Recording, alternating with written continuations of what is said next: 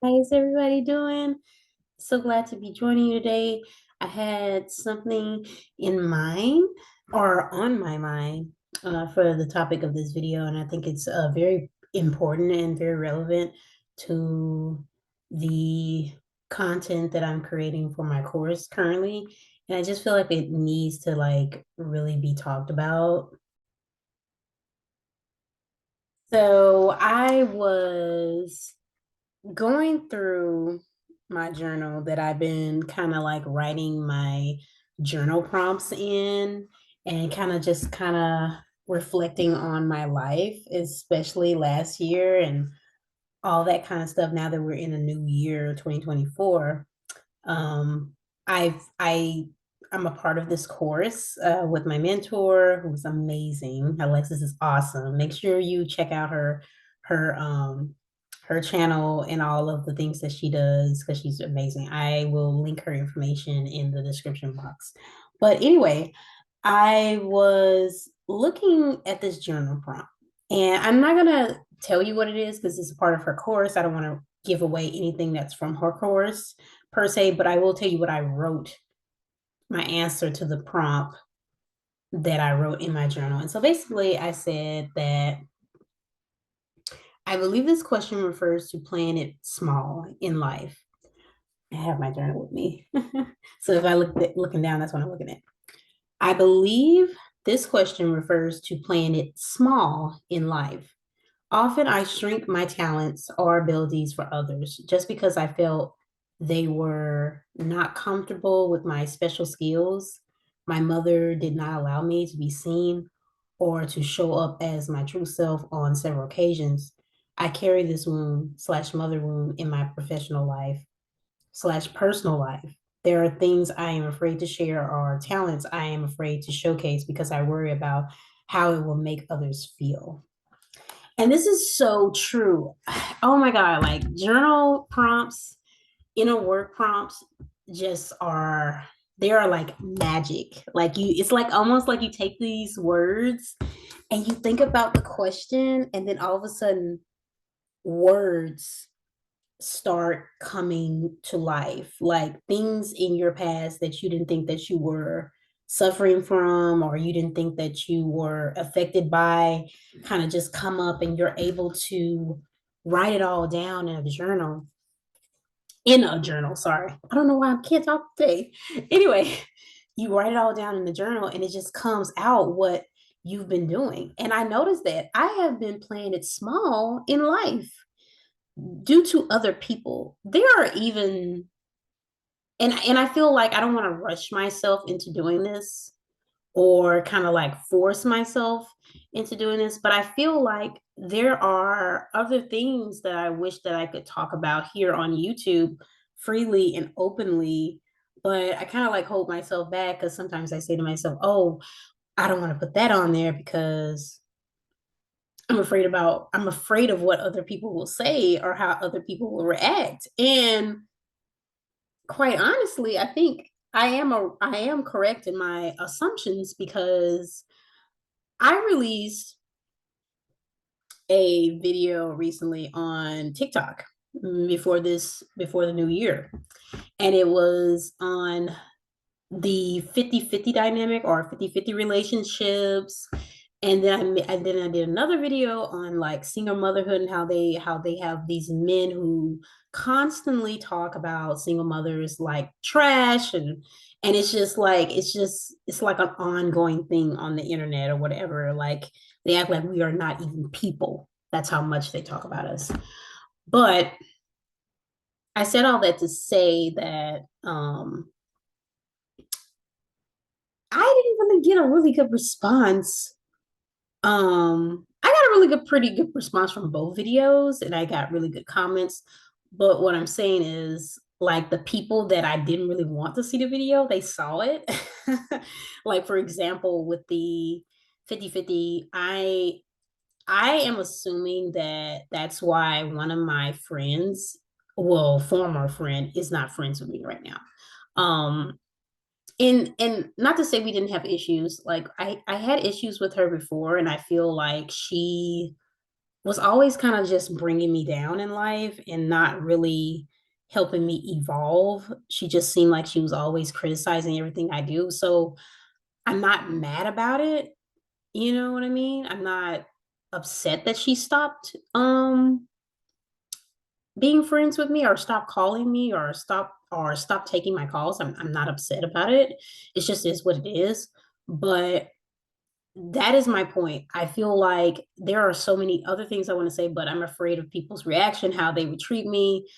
Um, and to be quite honest, this is why I came up with the course as well. This is another reason I feel like the course allows me to be free and to say what I want to say because you have to actually pay to get into the course. And if you see it, this is like if you get into the course and then you see all of my lessons and everything like else, whenever I finally launch it, you will see a lot of authenticity. You will see, not to say that this stuff that I'm posting now is not, this is real. Like this was on my mind. I decided to go ahead and post it, but it's not like too controversial. And maybe some of it is because I am talking about my mother in this post right here, this video, which I don't really do. I don't like for this because I know people can go back and look at it because it's online, but I have to speak my truth. I have to say what I need to say. I want to practice saying what I want to say. I want to practice saying things that make people a little bit uncomfortable because it's my truth. It's my authenticity. Like I said, I believe like it. I believe it's important. And I feel like this goes back to what my mentor was telling me about polarizing, being a polarizing goddess, saying it like it is, speaking your truth, being so authentic that people cannot stand to people are just so attracted to your trueness, your authenticity. People just love that. And that's why I want to be more authentic here on my channel, be more authentic here on TikTok because I I feel like that's what will build my community here on these platforms. I think people will be more attracted to that, and they are. Um, they find that type of energy irresistible. Yeah, right, irresistible, and it's non-resistant. So um I basically want to say that don't play it small for people. People will dim your light in that way. That's what my course is about. That's what the beautiful light energy is about. People will they will dim the light that's within you if you allow them to. And a part of you being you is your light, the light that you were born with, the light that you came into this world with. That's you, that's who you are. So when you allow people to, oh my god, my mole is so cute. I have a pretty mole. It's so beautiful. I have natural beauty marks. I don't draw on my moles. See this one? And then that one is beautiful. Anyway, I want to get back to the topic. Um, those are natural, by the way. I have natural moles. Anyway, if you allow people to dim your light will be dimmed and you won't show up you won't show up how you truly are, and you will be in this world as the wounded version of yourself, whereas compared to the healed version of yourself or the good version of yourself that isn't confined or binded to other people's values or other people's ideas or beliefs about you. You see what I'm saying? You don't want to show up in the world as someone else or adapting to other people's ideology. You don't want to do that. You want to be who you truly are. And the only way to do that is to speak your truth and speak your mind. There were always instances, there were occasions in my life when I was smaller. And I believe this is how this playing it small thing, um, you know, came up and started to happen was when I was little. I was always made to play it small. Like even with my mother, like I used to be um a singer and I still enjoy singing, occasionally. And singing has always been one of my gifts in life. I've always been able to sing very well. I've always had a beautiful voice. You will find videos of me singing. Some of them are embarrassing here on YouTube, but I kept them up anyway because I want you to see my growth. Um, I've always had the gift of singing. And I would sing in church a lot of times when I was younger. That's when I was a Christian. I'm no longer a Christian. I'm spiritual now. I don't follow any type of religion. But when I was in that type of religious environment, I was a singer. I was a soloist at different churches. I would sing a whole lot. And my mom always would tell me, you shouldn't sing in soprano. You don't sound right. She would always say that. And she would say, you need to sing in alto because that's your true voice. That's your voice. Love that. Don't love anything else. And I always had a hard time with that, but I always kind of like listened to her because I felt like she knew what she was talking about because she had been inside of a choir before. She had sung in, she sung in a band when she was younger. So I kind of like trusted what she said, but at the same time, it wasn't right. You know, I knew something in my heart wasn't right about it. I knew my intuition was telling me, no, Zari, sing the way you want to sing. Don't sing how other people are telling you to sing. You sound fine. Just work on it.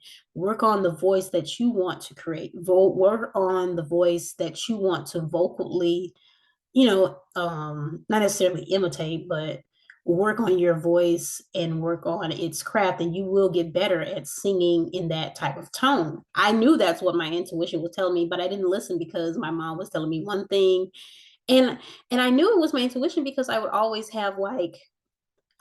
kind of like resistant towards her whenever she would say it like that. And I would be like, no, but I want to sing this way. Why can't I sing in soprano? Like, why do I always have to sing in alto? Why? And I remember years later, one of my friends was like, I remember she used to do that, and that's not right.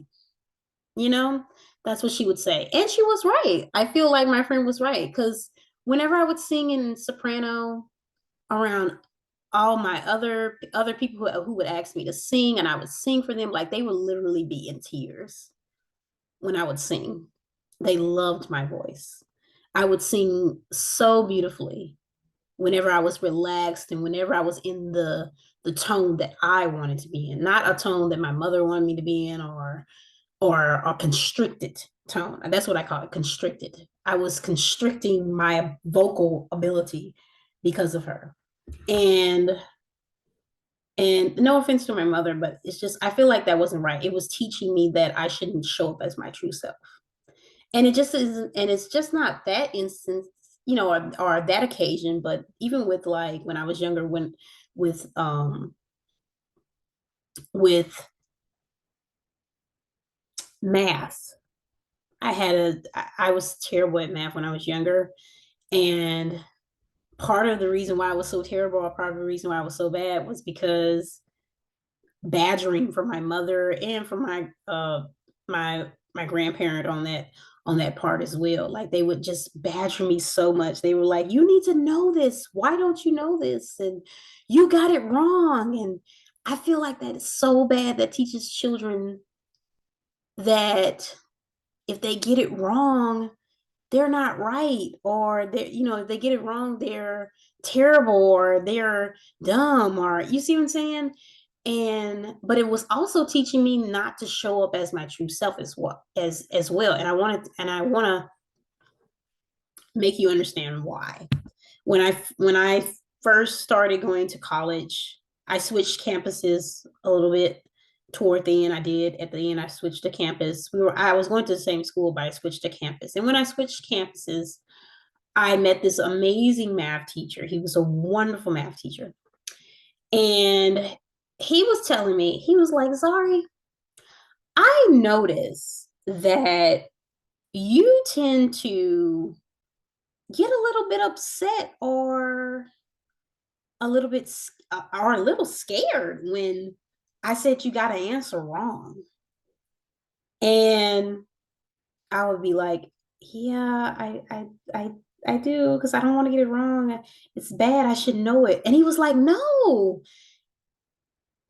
you're in tutoring class. This is tutoring class. This is math tutoring class.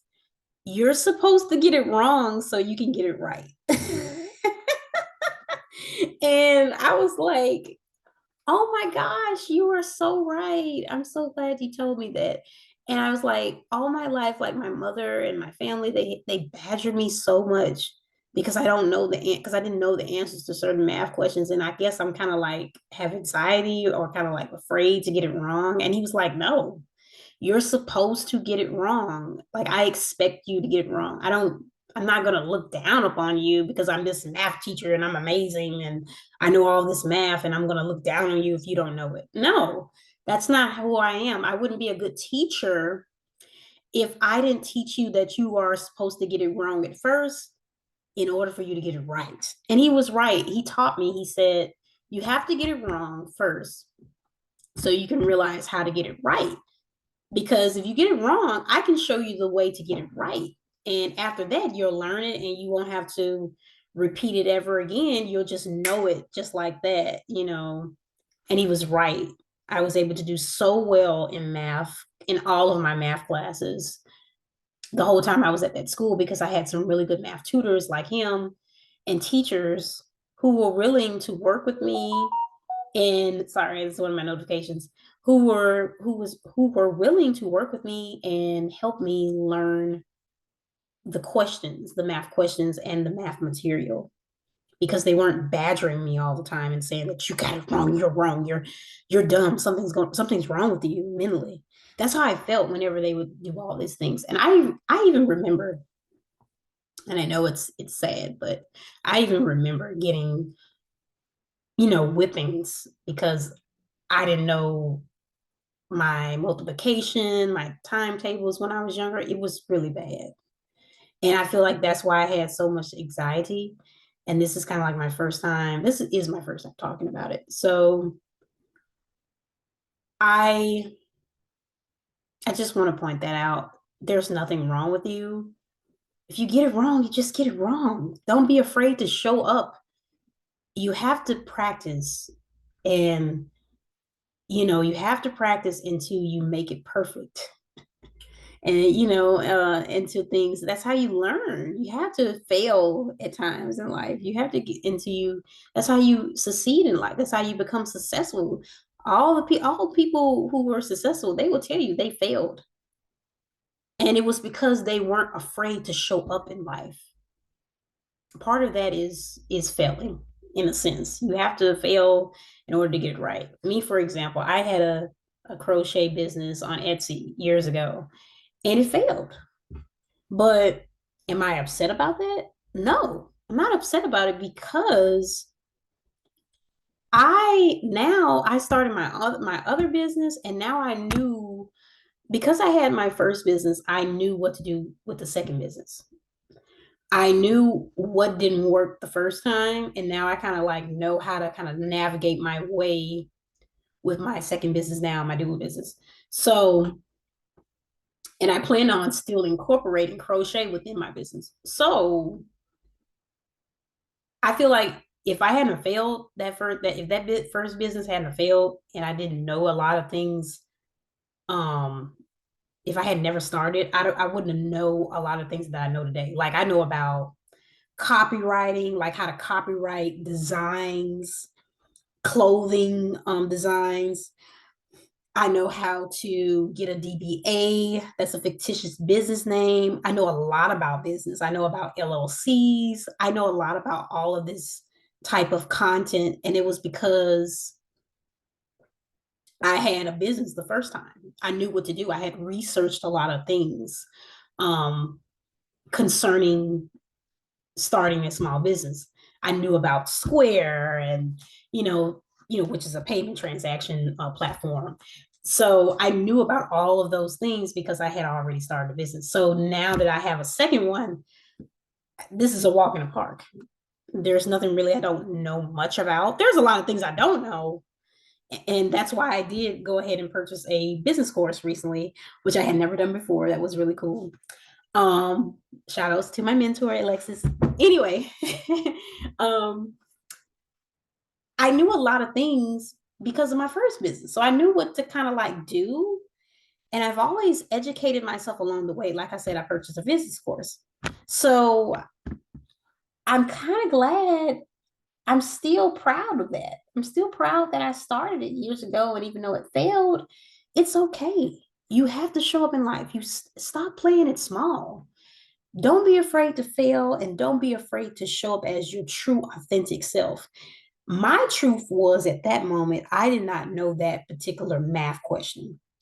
So, what I should have been, what people should have been telling me was, okay, you don't know it. So let's go and practice it. Let's go find different ways for you to learn it. Let's go find different ways to solve it so you can know how to solve it in the future. That way you won't get it wrong later. See how that is? When you show up as your authentic self, you should be supported. You know what I mean? Um, I know people aren't going to support you. Some people aren't and some people will, but don't be afraid to show up as your true, authentic self. I hope that this video is making sense to you, whoever is afraid to show up as their authentic self. And I need to start preaching what I'm doing. I don't only want to be authentic in my courses. Sorry, my phone. I don't want to only show up as authentic in my courses. I want to show up as authentic here on YouTube, here on TikTok, because I'll be uploading this video too on TikTok. But I want to show up as my true self on all of my platforms. I want to be able to say what I want to say and not think about, oh, what is so and so going to think about this? Or what is my friends, what are they gonna say? Like, what is my family gonna think? Like, I don't want them to see this video. No, that's not how I want to be. I want to be able to freely say what I want to say, and you should too. Thanks for joining me, and I will see you in the next video, hopefully soon, because I plan on recording these videos and uploading more content. So stay tuned and make sure you subscribe. Love you.